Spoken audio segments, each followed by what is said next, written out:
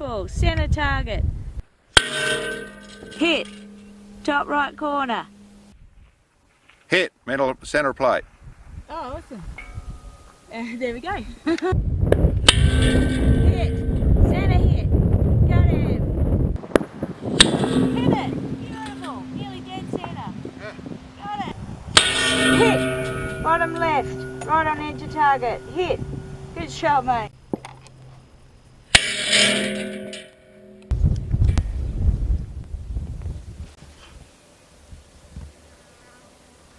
Okay.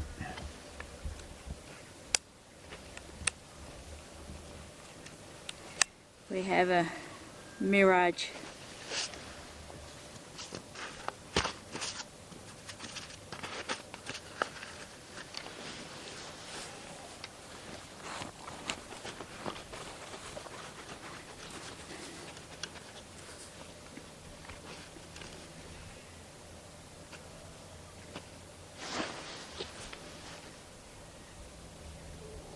Good to go.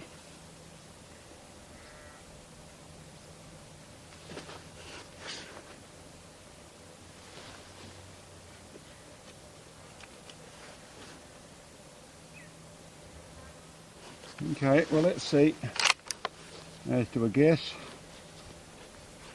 what we're going to get. Okay.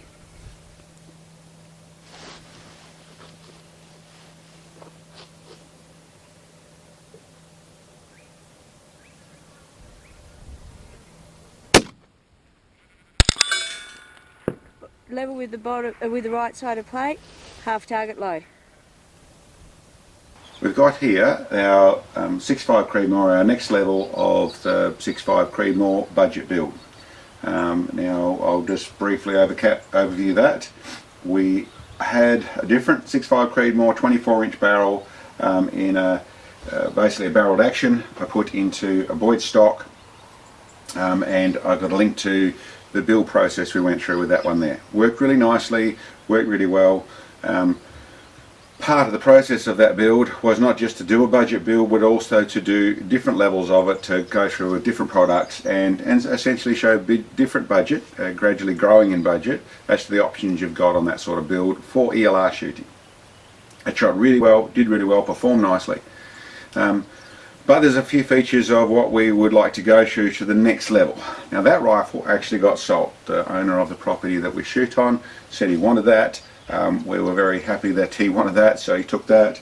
We got the next level up in the way of the buying stock, in everything else being the same, to carry on with the same project. What I mean by that is it's another Howa 1500. This one is the option that came with the Berserk stock. It's a little bit more money, but I wanted to test the Berserk stock. It's a 26-inch barrel, and it already came with the threaded option on the end of it, so it had a thread keeper and a threaded barrel. Other than that, it's all that was the basic thing. It was a complete rifle. Didn't have a rail, didn't have a scope, didn't have bipod or other bits and pieces, but it did come, because it is the Berserk stock, the synthetic version, and the cheapest, and the synthetic version of the GRS stocks. It came in this adjustable form where you can essentially press a button and adjust things. So I got the rifle in this form, and have done some basic mods to it and gone out and shot it. Didn't test it as in the basic form, went through and tested it in a modified form as a starting point. Now what did I do on that score? I did the obvious that you can see straight up front. I put a bag rider on it.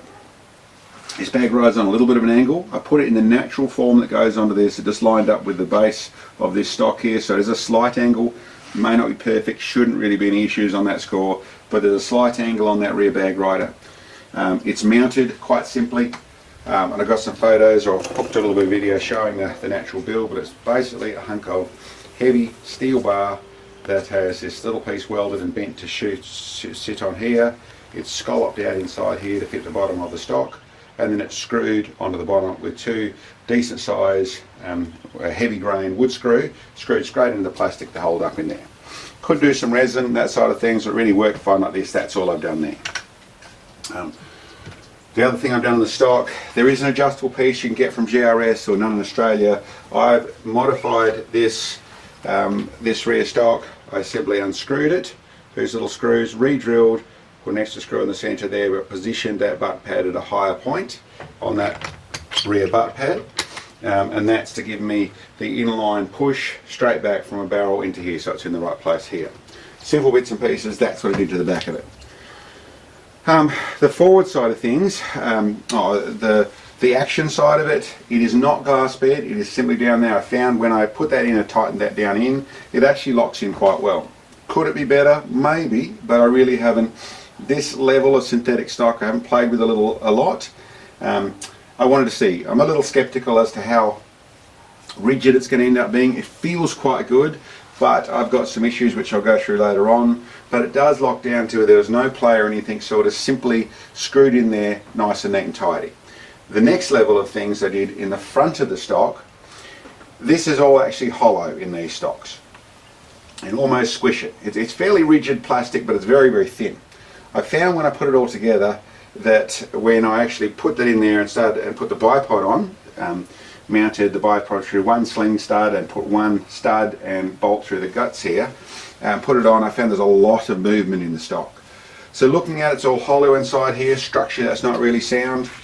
I actually filled this. I put a steel bar, 1/4 inch by 3/4 inch steel bar up in here that's screwed in, that these screws go into, that's held in the bottom of the stock, and then filled the stock up to the recess of where the barrel sits with a fiberglass resin. So this is actually a fiberglass reinforced bog, actually, is what's inside there, which in theory is going to, makes this so it can't crush, makes this a lot more rigid, and should stop movement. I still found there's a little bit more movement there that I'd like, which tells me that it's actually through this portion of the stock here that the plastic, whatever polymer it is, but essentially that stuff is got a little bit more flexibility than I think is perfect, but it still feels very good. The weight of the rifles come up quite nice.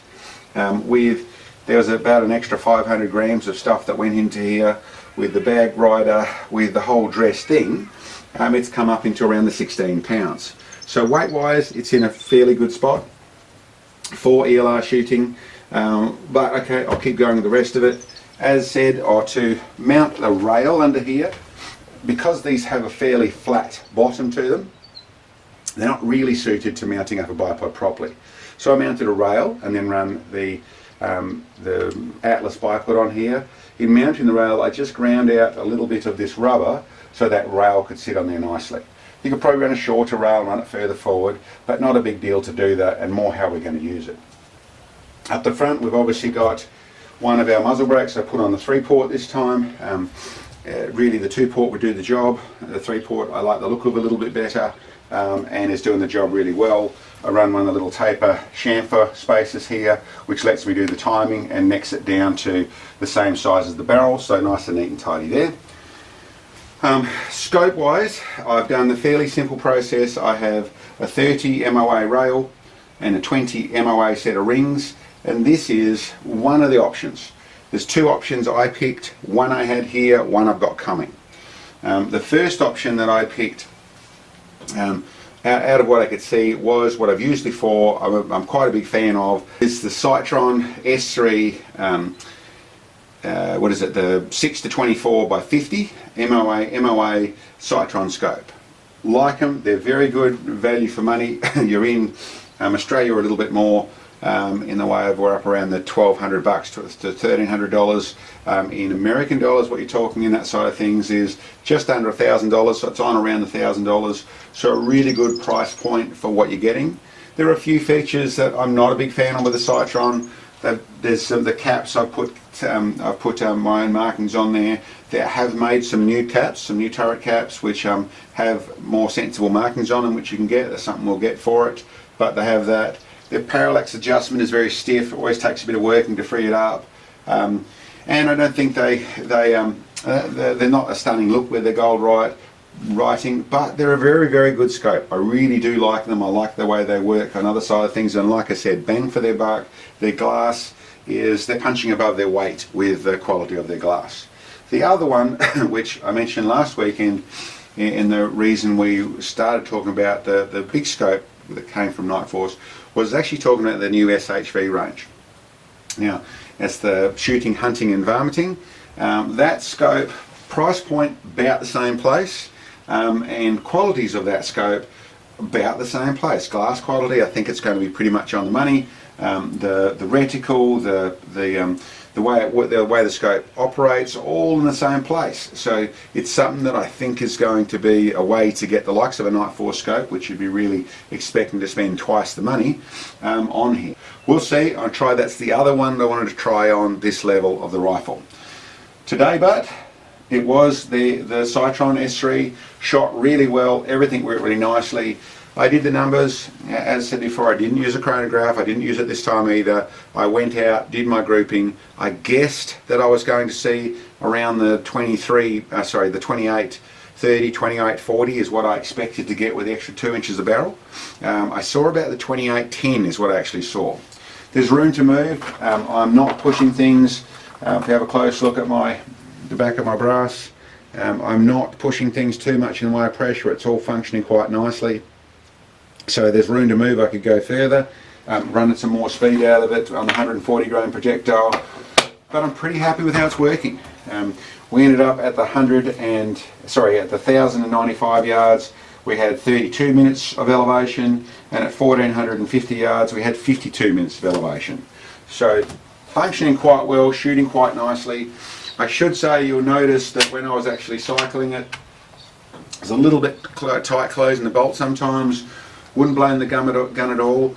It was something that I would do, really I'd not recommend to do. It was a situation we found ourselves in, was that I had 25 rounds that I had loaded for the other rifle that had been neck sized only. So there'd been 5 formed to the other rifle. They went through here but a tiny bit tighter. So this chamber must be a tiny bit different. Maybe a different in the shoulders, corners or something like that, but a tiny bit of difference. Not enough to cause a fuss. Wasn't super hard, you just had to make sure you actioned it forward properly, and there's 25 rounds that were preloaded that we shot with, and with that 25 rounds we ran the barrel in, we zeroed it, which I'll show you here. Great.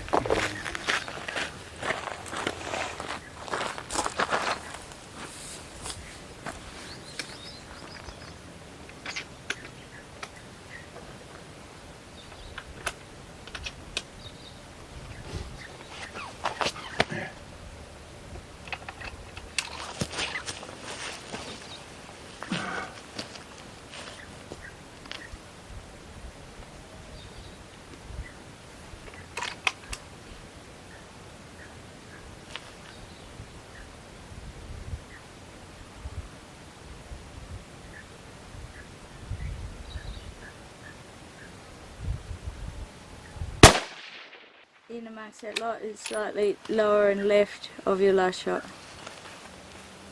So you've got 6 shots all within one MO.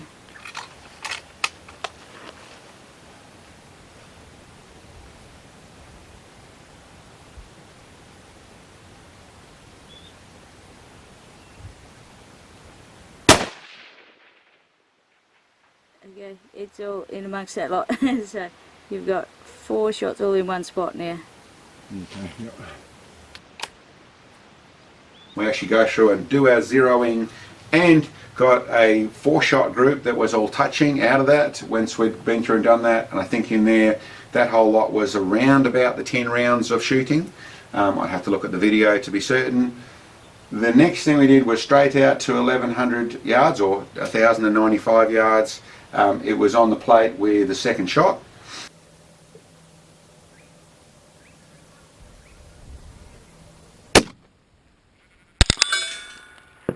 Level with the bottom, with the right side of plate, half target low. Got one hole in my way. It's half target off the edge of plate, isn't it? Level with the right edge of plate, half target low. Right.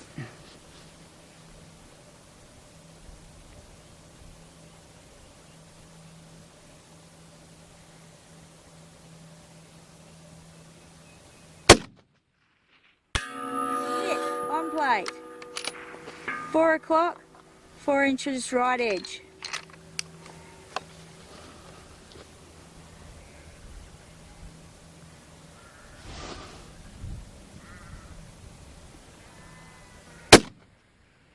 On plate.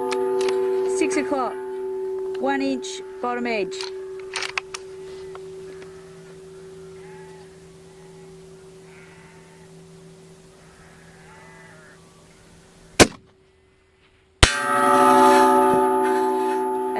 Hit on plate, 2:30. It was a bit higher, wasn't it? Yeah, Oh, cool.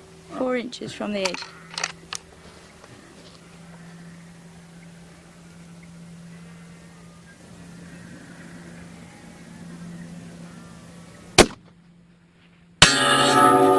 Bottom left corner, very edge of plate.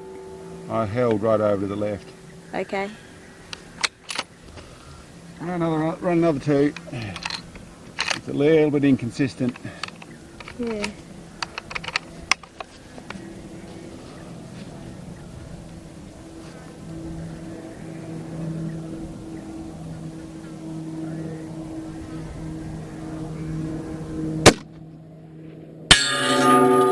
Bottom left corner.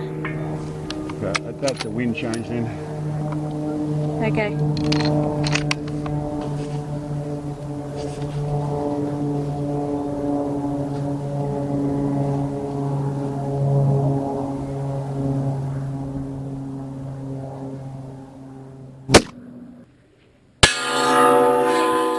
Bottom left, at 8 o'clock, 4 inches from the left edge.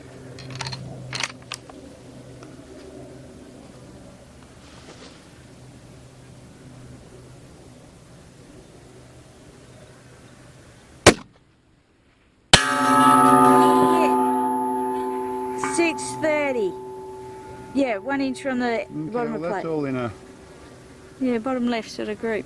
There's a nice little group down there actually. Yeah. Well, let's get you on. Okay. You can have some shots out there. Rightio.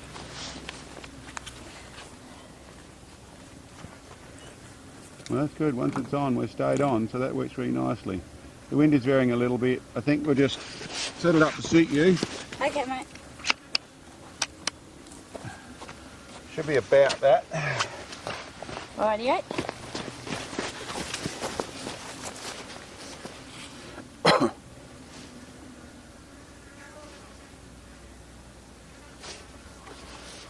Put it down a tiny bit. Yep, so just a guess.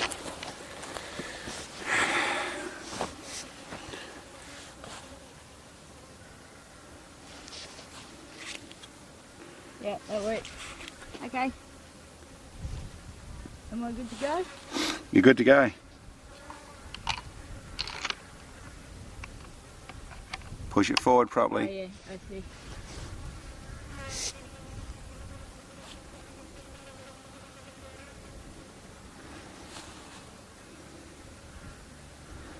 Okay, here we go.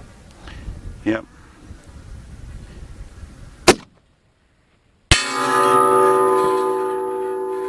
It was at 11:30. Okay.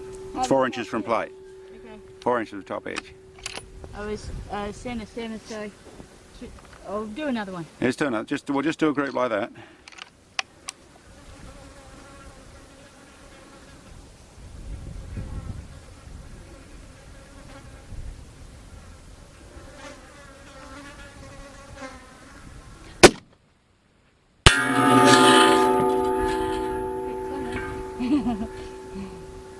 Somewhere.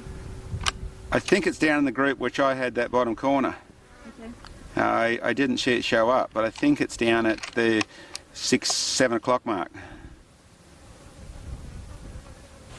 We'll do another Can't one. quite make it out. I haven't adjusted my focus, I should do a little bit.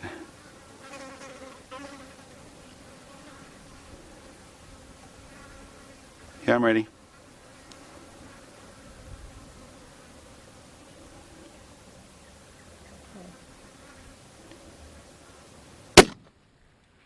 Okay, that one's at 3 o'clock. 38. Right, 3. Should I do another couple? Yep.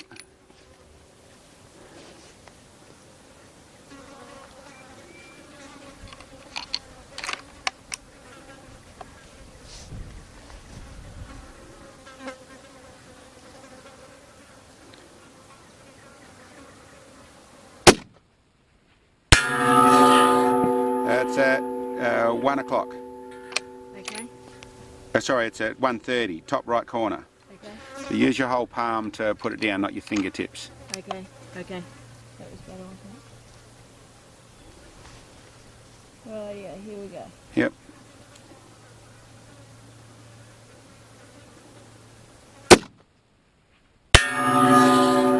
That was smack on top of your first shot. Okay. Or your, no, sorry, not your first shot, of the 3 o'clock shot. Okay, well that's 5. I'll leave it at that, eh? I'll just do one more. Okay.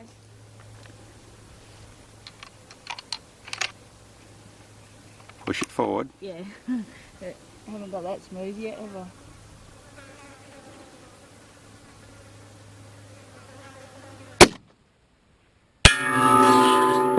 I think that's back up on that. Yeah, top right corner, isn't it? Yeah. The very edge. So those 2 shots are on top of each other. Okay. Okay, that's good, but you know that's only 6 inches anyway. Yep. But that could be, I haven't done anything with the stock wise yet. Yeah. Okay. Okay, cool. Let's go out to the next level. Rightio. And then we were pretty much there. That was shooting nicely there. And it took us a couple of shots to get on to the 1400 yards as well. Ready.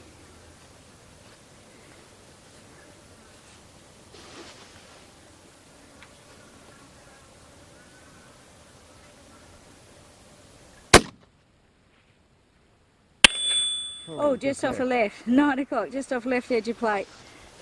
That was close. would have been wrong. I'd gone too far left. Okay. Good height, but Yeah, very good. nice height.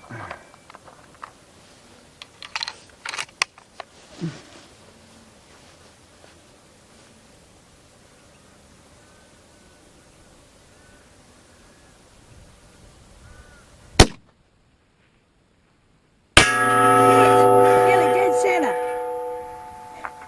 Just to the left. Good shot. Oh well, I'll do another one and then you can have the last 3. Okay. And that will be our first, what, 25 rounds. Yep.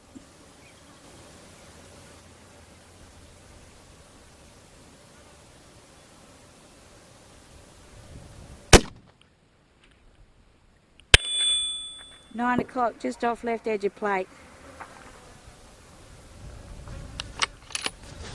Okay, that wind has changed quite a bit, but obviously my hole's right, going up.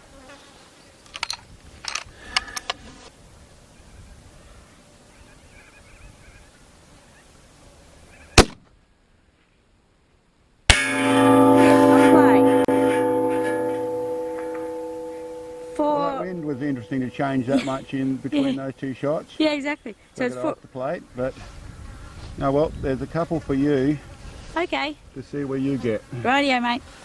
Give it a go. And that was 1/2 inch. I was holding left edge. Okay, that I think will be right for the next shot. I think that's where you had it. Yeah, okay. Cool.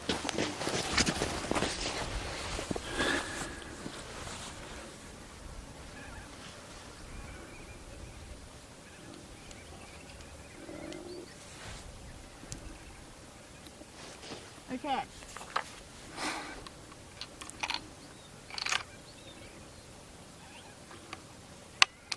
Just hold centre and see where it goes. Yeah. The wind's sort of all over the place, isn't it?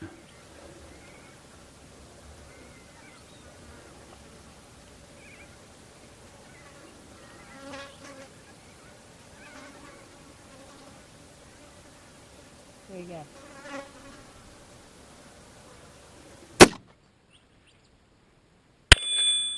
Left edge, 9 o'clock, but right to the left. Hold on the left leg. Left leg. Sorry, right leg. Okay. The wind's obviously changing right at the moment. Yeah. So hold on the right leg, centre height. Okay. Here we go.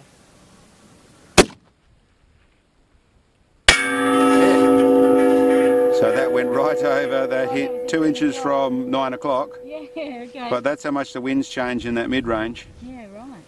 But you're on there. On there. Okay. Okay, well that's a good test. Yep. Our wind's all over the place. Isn't it? We've got a hell of a mirage too, haven't we? Fair bit of mirage. Yeah, down here at the other flag, it's blowing with us. Yeah, okay. The wind's doing whirlies. Yep. Cool. Okay. Well, that's good. But Sam followed up and did what she did. We didn't put quite the effort. We didn't have the time that we did with the other one, so we didn't try a proper group at 1,000 yards, but still shot really well, really happy. And we'll do a little bit more of this. As I said, I've got bigger plans. We plan on going further. My assessment with this Berserk GRS stock is that, listen, at this stage it's not quite up to where I'd like it to be. It's not quite as rigid feeling as the Boyd stock. So it's sort of down a little bit in the quality, oh sorry, I shouldn't say quality, in using it in this format where I'm bipod mounting. I think this would be an awesome hunting stock, and I think it would shoot off a bag really well. Then all this stuff up the front here wouldn't matter.